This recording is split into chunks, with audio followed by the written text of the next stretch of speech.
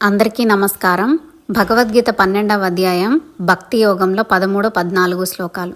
అద్వేష్టా సర్వభూతానాం మైత్రః కరుణ ఏవ చ నిర్మమో నిరహంకారః సమదుఃఖ సుఖక్షమీ సంతుష్టః సతతం యోగి యతాత్మా దృఢనిశ్చయః మయ్యర్పితమనో బుద్ధిర్ యో మద్భక్తః సమే ప్రియః.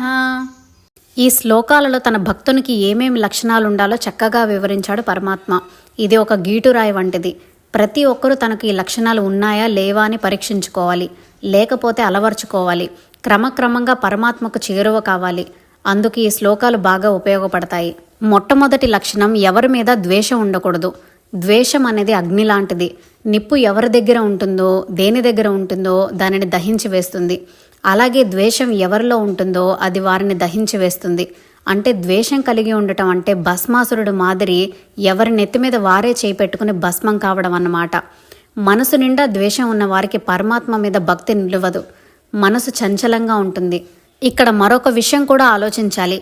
అందరిలో పరమాత్మ ఆత్మస్వరూపుడుగా ఉన్నాడని మనం తెలుసుకున్నాం.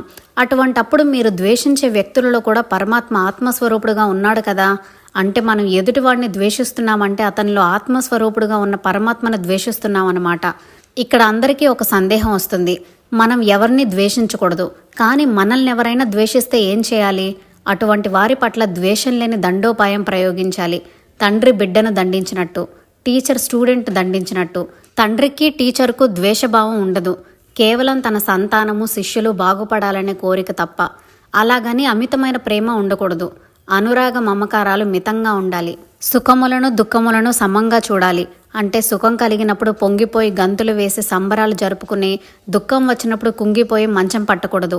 జీవితం సుఖదుఖాల సమ్మేళనం అని గ్రహించి సుఖదుఖములను సమానంగా అనుభవించాలి. క్షమ, ఓర్పు కలిగి ఉండాలి. ప్రతి దానికి ఆవేశపడిపోకూడదు.